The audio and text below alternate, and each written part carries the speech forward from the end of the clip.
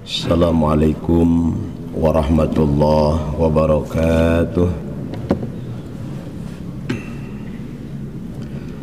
Alhamdulillah, alhamdulillah, alhamdulillahi rabbil alamin, ala kulli halin wa ni'matin alaina, ya Hanan, ya Manan, ya Dayan, ya Sultan, ya Dzal Jalali wal Ikram. Allahumma salli ala Sayyidina Muhammad wa ala ali Sayyidina Muhammad, amma ba'du.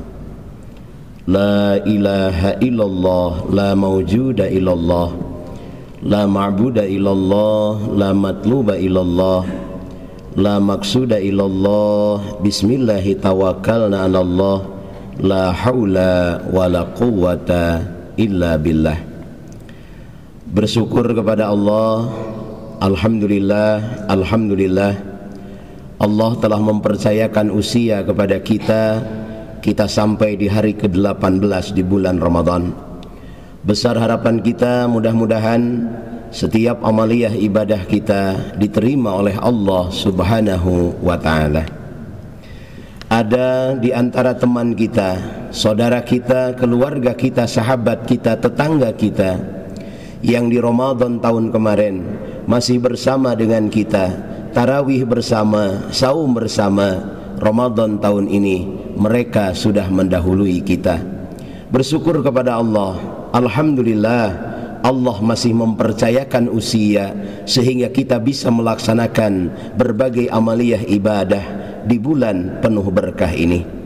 Ada satu pertanyaan, andai Ramadan tahun ini adalah Ramadan terakhir bagi kita, akankah kita membiarkan Ramadan berlalu tanpa qiraatul Quran, Ramadan berlalu tanpa qiyamul lail dengan benar, Ramadan berlalu tanpa saum yang bermakna siam?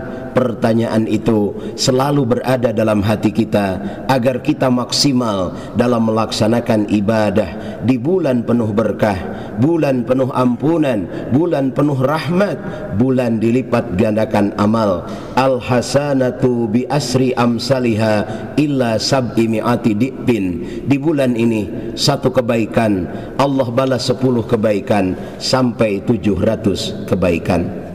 Salawat beserta salam mudah-mudahan tetap tersurah limpah kepada Nabi kita, Nabi besar Muhammad sallallahu alaihi wasallam. Beliau adalah manusia terbaik, manusia teragung, manusia termulia. Keagungan beliau, kemuliaan beliau bukan hanya diakui oleh kawan, tapi diakui pula oleh lawan. Bukan hanya diakui oleh muslim, diakui pula oleh non-muslim. Bukan hanya diakui oleh makhluk, diakui pula oleh sang pencipta makhluk. Wa innaka la'ala hulukin adim. Di dalam dirimu Muhammad terdapat akhlak yang sangat tinggi. Itulah Nabi kita, Nabi besar Muhammad sallallahu alaihi wasallam. Ada satu yang menarik. Suatu hari Rasulullah Muhammad sallallahu alaihi wasallam sedang duduk dengan para sahabat. Hadir di situ Abu Bakar As-Siddiq. Kemudian Rasulullah menatap ke depan dengan penuh rasa rindu, penuh rasa kangen.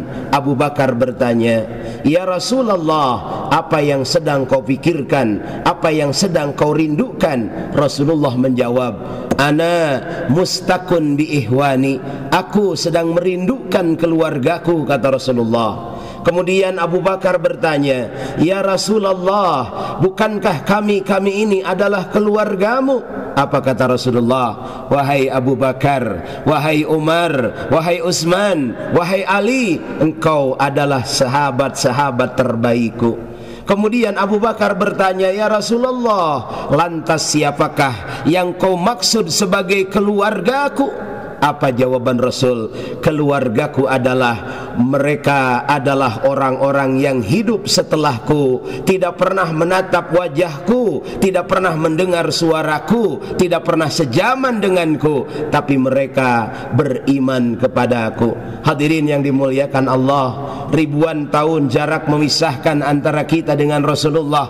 Kita tidak pernah menatap wajah Rasul, kita tidak pernah mendengar suara Rasul, kita tidak pernah sejaman dengan Rasul, tapi kita beriman kepada Rasul, maka kita insya Allah termasuk keluarga besar Rasulullah Muhammad sallallahu alaihi wasallam. Keluarga besar Rasulullah yang kedua, al-ulama'u warasatul anbiya. Ulama adalah pewaris para nabi. Kita cinta kepada Rasul, kita cinta kepada sahabat Rasul, kita cinta kepada keluarga Rasul. Kita pun harus mencintai kepada para ulama sebagai pewaris-pewaris Nabi. Beliau adalah orang yang dicintai oleh Rasulullah Muhammad sallallahu alaihi wasallam. Kita cintai ulama karena ilmunya, kita cintai ulama karena kesolehannya, tentu bukan pribadinya, karena ulama pun adalah manusia biasa. Al-insan mahalul khata wa nisyan. Manusia adalah tempat kesalahan dan kealpaan. Selama tidak keluar dari koridor keagamaan, para ulama harus kita muliakan, para guru harus kita hormati. Ulama adalah mereka orang-orang yang berilmu. Lebih lagi disampaikan oleh Allah dalam Al-Quran, innama yahsyallah min ibadihil ulama. Orang yang hatinya terpaut sangat takut kepada Allah, itulah ulama. Ada ustadz, ada kiai, ada ajengan, ada ulama. Ulama adalah pewaris para nabi. Ulama adalah pewaris nabi. Ulama adalah penerus perjuangan Rasul. Siapakah ulama?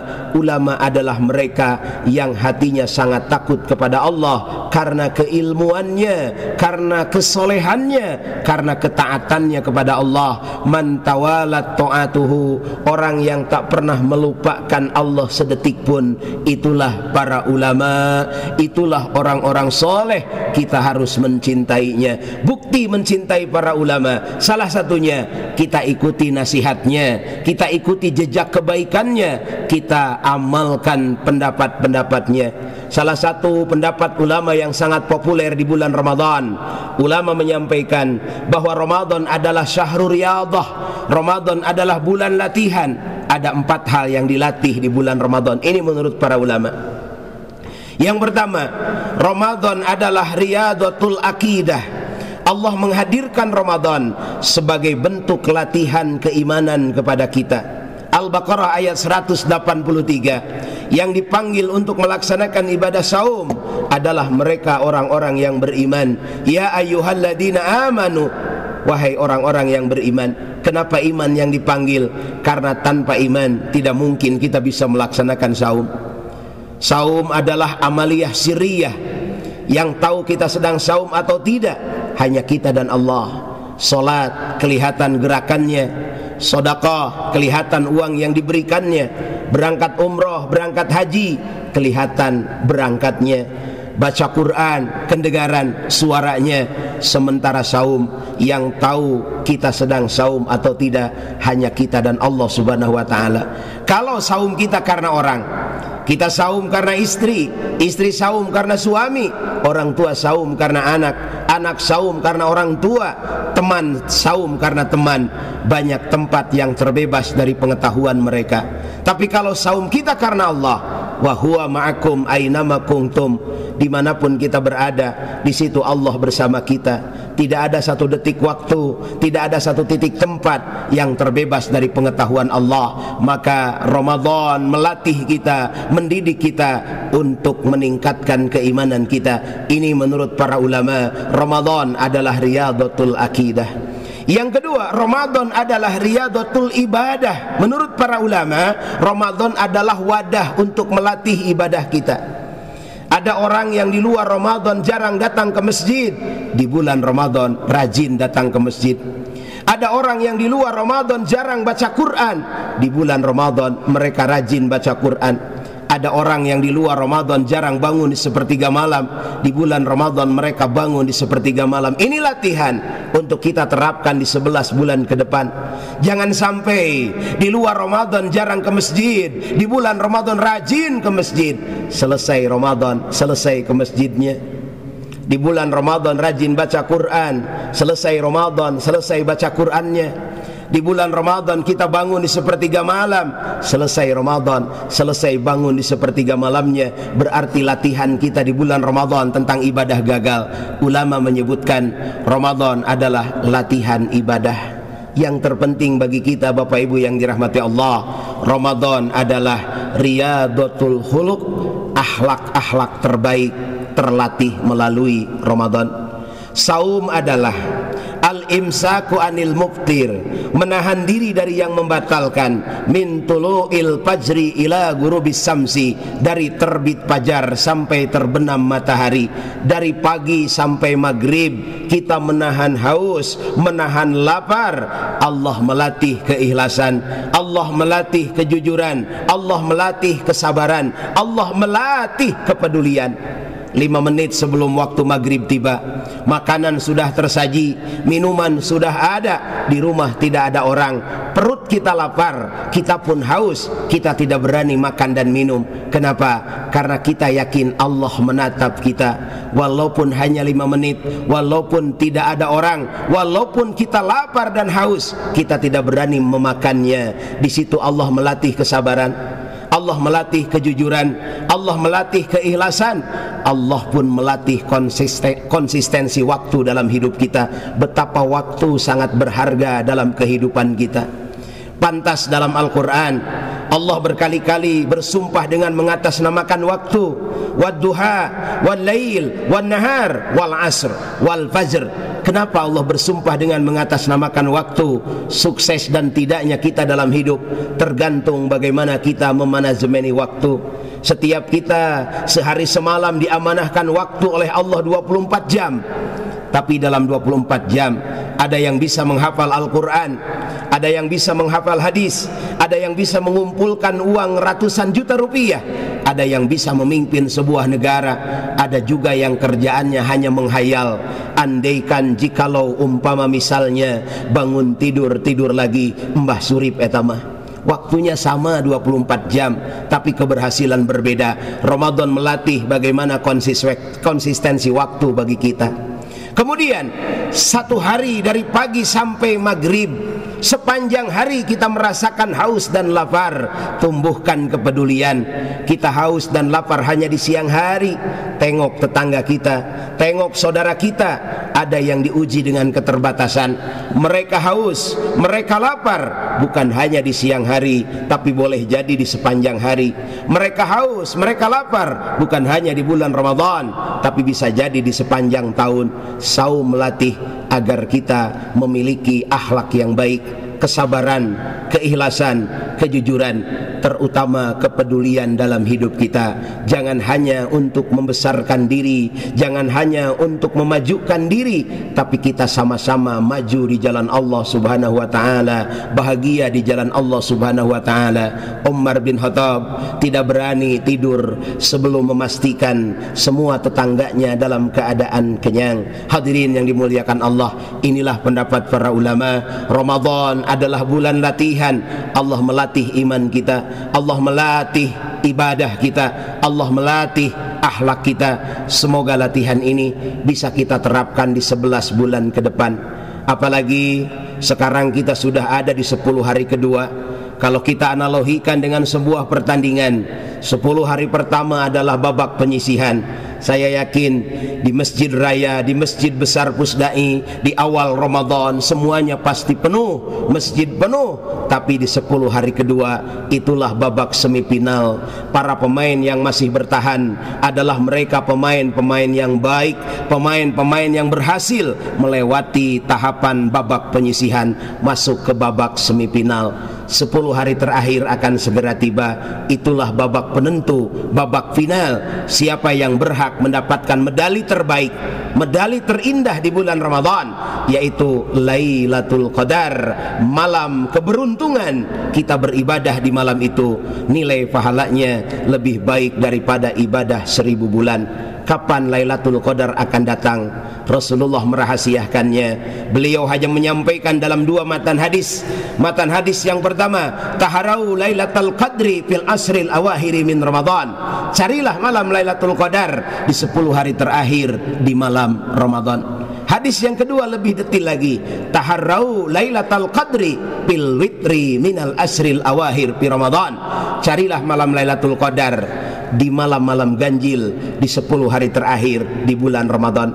Kemungkinan malam 21, 23, 25, 27 atau 29. Al-Imamul Ghazali menyampaikan dalam sebuah kitab, kalau awal Ramadan hari Ahad, kemungkinan besar Lailatul Qadarnya adalah malam 29 Ramadan. Presiden Republik Indonesia Bapak Jokowi telah mengumumkan bahwa tahun ini kita bisa melaksanakan mudik lebaran. Kemungkinan terjadi Lailatul Qadar berbarengan dengan Lailatul Qadar. Banyak orang yang keder mikirin mudik, keder mikirin baju lebaran, keder mikirin kue lebaran. Ini salah.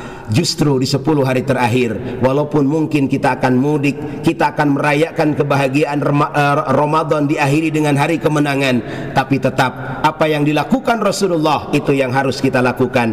Karena ya'takifu fi asril awahir, Rasulullah di 10 hari terakhir beliau membangunkan keluarganya, beliau mengikat kuat pinggangnya, beliau memperbanyak berdiam diri di masjid untuk beriktikaf kepada Allah. Karena di 10 hari terakhir ada malam istimewa, yaitu malam Lailatul Qadar. Semoga kita bisa menyempurnakan saum kita di 10 hari pertama, menyempurnakan saum kita di 10 hari kedua, dan kita pun akan melaksanakan saum dan menyempurnakan saum kita di 10 hari terakhir. Allah pertemukan kita dengan malam Lailatul Qadar, dan akhir Ramadan kembali kita ke titik nol, kama waladathu ummuhu, bagaikan seorang bayi yang baru lahir dari rahim ibunya. Amin, amin ya Allah ya Rabbal Alamin. Kita cinta kepada Allah, kita cinta kepada Rasulullah, cintai keluarga Rasul, cintai pewaris Rasul, kita cintai ulama. Ulama bisa saja berbuat salah karena ulama adalah manusia. Kita cinta kepada ulama bukan karena faktor pribadinya, tapi karena faktor ilmunya, faktor kesolehannya, faktor ketaatannya. Bukan hanya guru kita, tapi ulama-ulama kita yang lain, walaupun bukan guru kita secara langsung, harus kita hormati, harus kita muliakan, harus kita cintai. Bentuk cinta kita kepada Allah dan Rasulullah. Qul in kuntum tuhibbunallah fattabi'uni yuhibbukumullah. Cinta kepada Allah, ikuti jejak langkah Rasul. Hari ini ikuti pendapat para ulama yang merujuk kepada Al-Quran dan Al-Hadis, bukti cinta kita kepada Allah dan Rasulnya. Semoga bermanfaat. Yang benarnya datang dari Allah, yang salahnya kealpaan saya sendiri. Wallahul muwafiq ila aqwamit thoriq. Hudma safa wa da'ma kadar. Wassalamualaikum warahmatullahi wabarakatuh.